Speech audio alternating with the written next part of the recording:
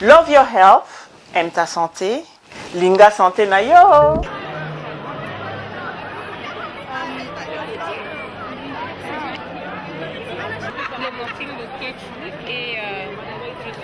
Je représente la compagnie Health, Nutrition and Fitness. Normalement, nous parlons beaucoup plus de la nutrition et je voudrais savoir concernant les femmes et les enfants qui subissent ces atrocités au Congo. Quel apport proposez-vous du point de vue santé, équilibre alimentaire? Qu'est-ce que vous pouvez dire là-dessus? Merci beaucoup pour la question. Vous savez que quand il y a la guerre, tout est détruit. Donc on ne peut pas aller au champ. C'est difficile qu'on puisse manger comme il se doit. Mais en plus de cela, il y a des structures médicales qui sont détruites. Donc les problèmes est à tous les niveaux. Et nous ne pouvons même pas parler de la santé, de la reproduction. Puisque les mamans accouchent même au sol, elles ont des problèmes pour arriver aux structures de santé, il y a des avortements qui se font. Donc, je crois que le besoin est immense. Et je ne saurais même pas évaluer pour dire que nous avons besoin de ça et ça. Donc, il faut refaire le tout, puisque les structures sont détruites. Il n'y a pas, les femmes ne vont même pas au champ. Quand elles vont au champ, elles sont violées. Donc, il n'y a rien qui fonctionne. Parce que quand il y a la guerre, il n'y a rien qui fonctionne. Merci.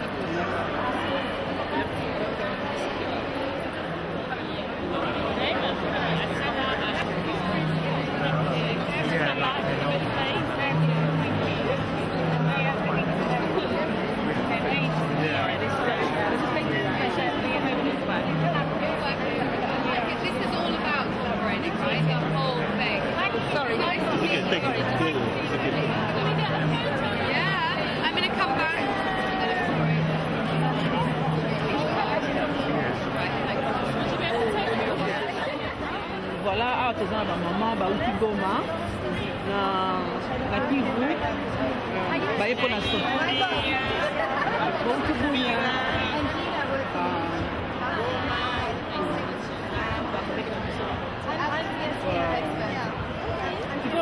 Bino boza basa ba maman bazaki violé ou bien bino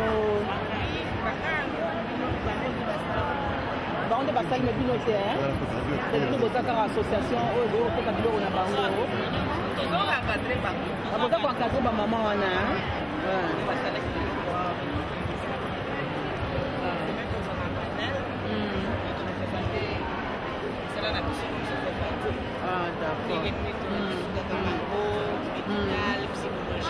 ah d'accord.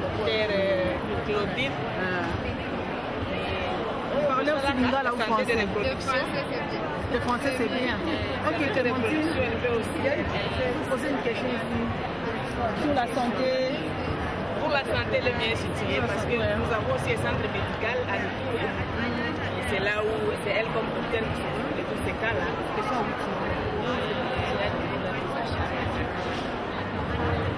Bonjour les mamans. Oui, moi c'est Clémentine Bouquet-Chou et je représente la compagnie Health, Nutrition and Fitness CIC qui est basée ici en Angleterre. Eh bien, je suis contente d'abord de vous voir ici. Soyez la bienvenue. Et je voudrais vous demander, parce que c'est une histoire qui nous concerne tous, la guerre qui se déroule à l'est du Congo nous concerne tous, et nous voulons savoir du point de vue santé, comment est-ce que les femmes, les enfants, même les papas sont affectés, parce que la guerre, la guerre touche tout le monde. C'est pas seulement limité aux femmes qui sont violées, mais même les hommes connaissent des atrocités aussi. Mais nous voulons savoir, j'ai entendu parler tout à l'heure des centres médicaux. Qu'est-ce qu'ils apportent?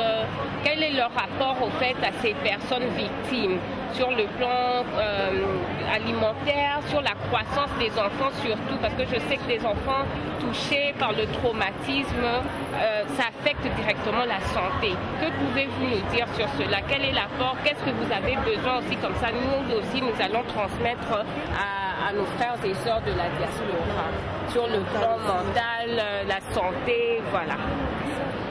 Merci pour la question. Moi, c'est Dr Claudine Dessofepati. Je suis médecin traitant de victimes de violences sexuelles.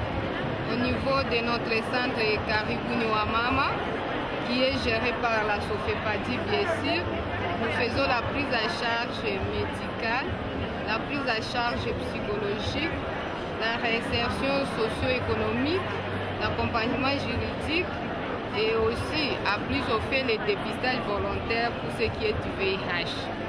Pour ce qui est de conséquences médicales, nous avons des victimes qui se présentent avec des déchirures au niveau de tout le corps et spécialement au niveau du vagin, des périnées. Nous avons même des victimes qui viennent avec des difficultés à la marche suite au viol. Et du point de vue psychologique, quand on les reçoit dans les centres, ce sont des personnes qui sont tellement traumatisées, elles n'arrivent même pas à raconter leurs histoires. Vous allez voir une victime pleurer ou une victime pleurer, même si nous mettons l'accent sur les femmes, mais 2% aussi des hommes sont violés, parce que 90% ce sont des femmes. Donc, je fais ça ce que je peux dire, et quand une personne est touchée pour des vies psychologiques, c'est difficile aussi qu'elle soit utile dans la société. Je peux ajouter un peu par rapport au centre médical. Nous offrons aussi des soins sur le planning familial pour permettre aux femmes au moins dans le cadre du programme d'accès de santé des femmes et des familles. Et ce soins avec des méthodes modernes du planning familial. Et non seulement que la femme qui est concernée, mais c'est tout le couple. Et aussi la spécificité du centre médical que nous avons, c'est qu'on a un paquet de soins complets pour les victimes de violences sexuelles à droit de la thérapie. Et c'est l'unique centre à Bunia qui offre ce service aux bénéficiaires par rapport au contexte des conflits. Elles viennent de partout, dans un rayon de plus de 1000 km. Il faut savoir comment les suivre sur le plan médical, comment les aider à respecter les rendez-vous. C'est un moyen de transport. Leur prise à charge pendant les temps qu'elles sont de soins. Et aussi le fait de faire bénéficier les victimes indirectes sur les époux ayant des IST, de ceci qui sont des conséquences de viol. Pour les enfants en âge scolaire ou scolaire, maman qui peut apprendre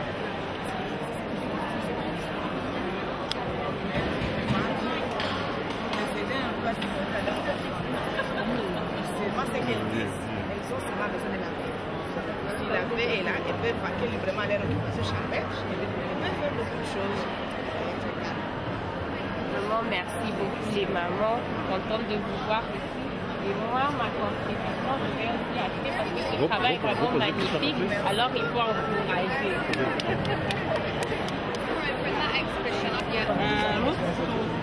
Accompagner the victims. And other things, it's important to combat all group acts in our country to finish the war, because women, when they go to the field, they are attacked. Because it's so embarrassing.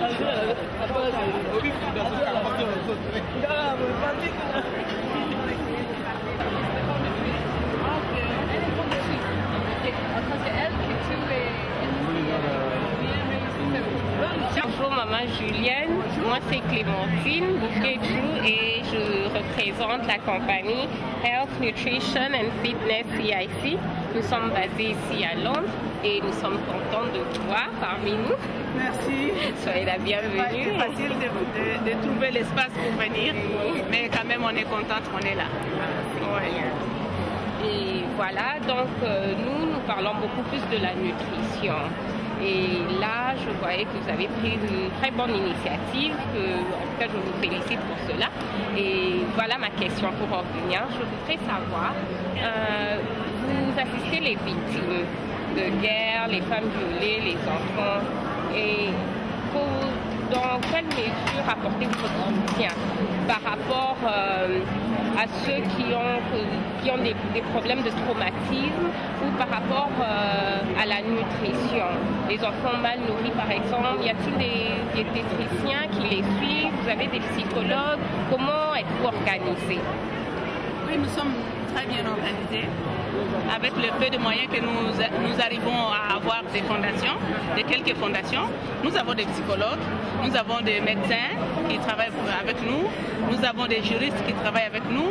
Nous-mêmes, nous avons formé les femmes pour l'accompagnement des autres femmes dans les villages.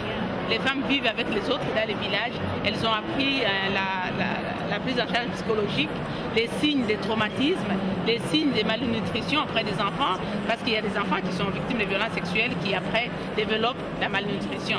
Donc on essaie de leur montrer comment les femmes vont faire pour améliorer leur nourriture à base de soja, à base de fruits, les légumes. On leur montre ça aussi.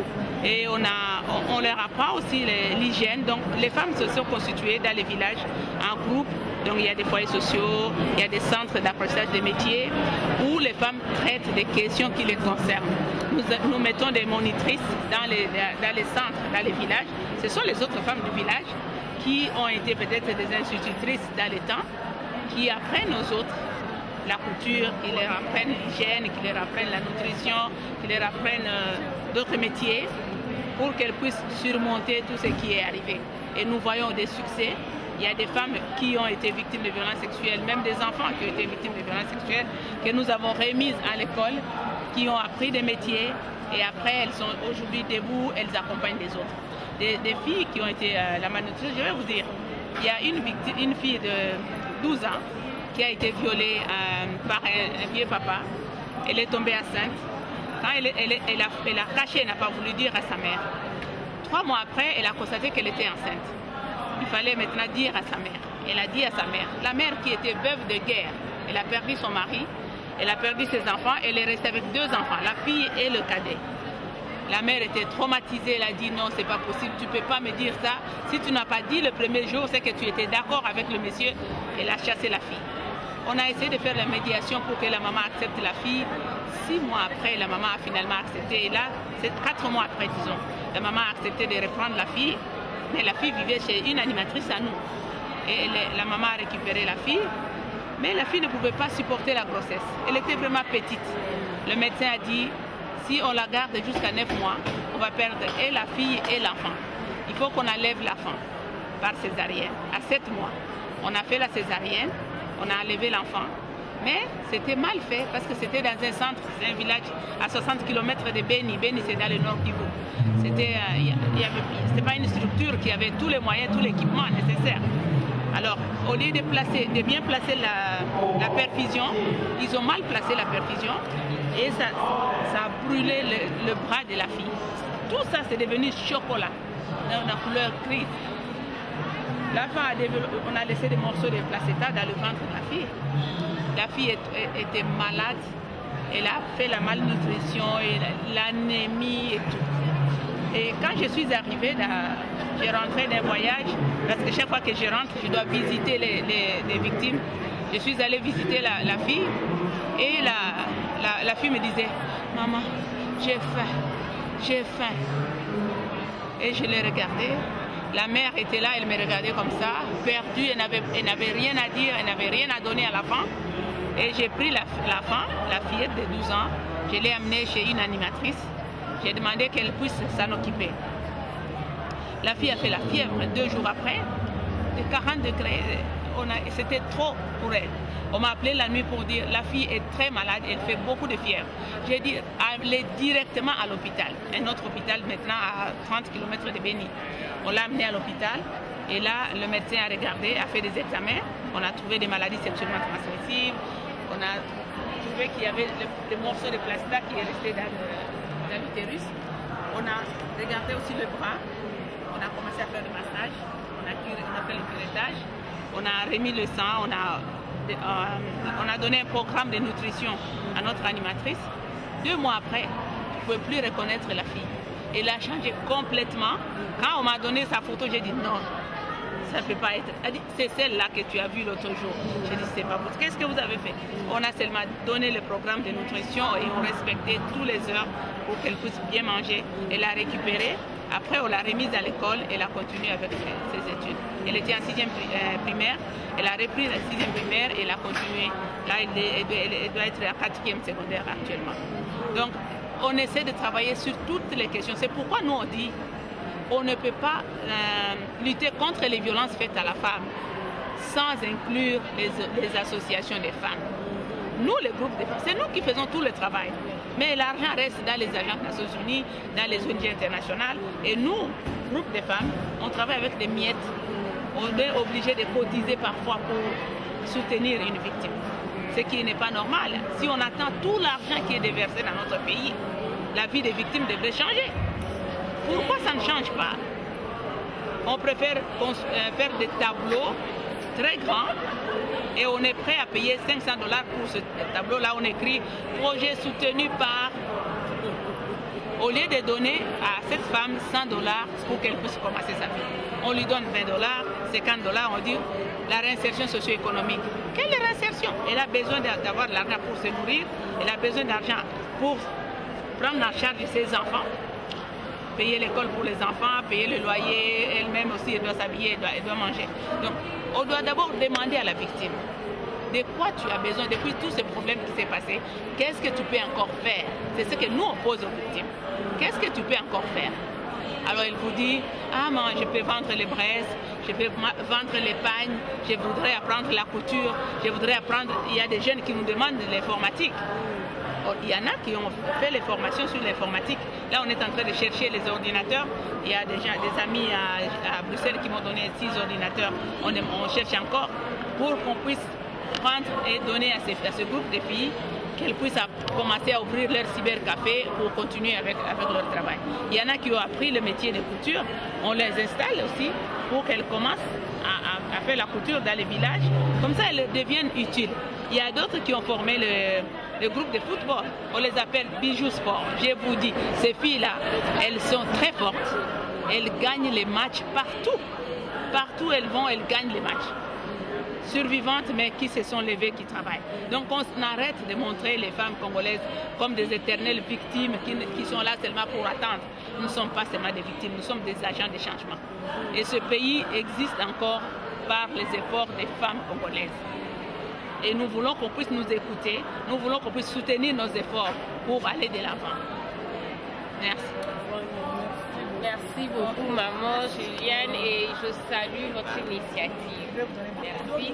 Et voilà, chers téléspectateurs, vous avez suivi maman Julienne. Pour tous ceux qui ont quelque chose à manger, parce que nous, c'est beaucoup plus la nutrition, vous avez un petit rien et que vous voulez soutenir la fondation. Et bien voilà, chers téléspectateurs, comme je vous avais dit tantôt, vous avez suivi maman Julienne qui a été vraiment très claire et qui nous a parlé de cette très belle initiative.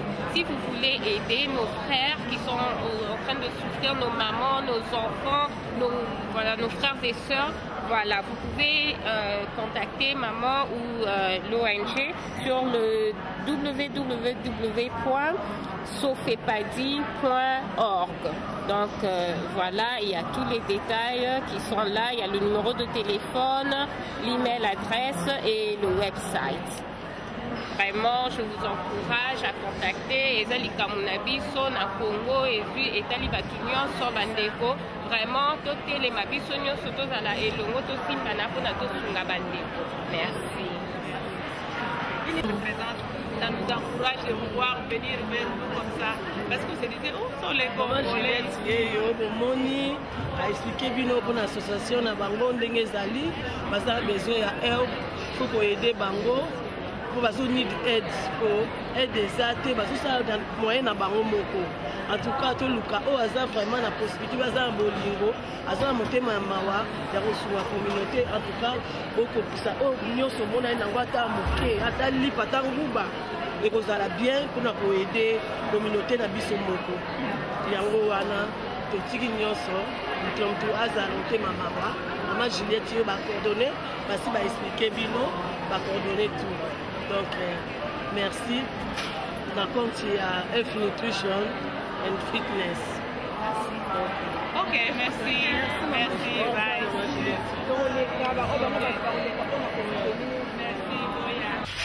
Love your health, aime ta santé. Linga santé na yo.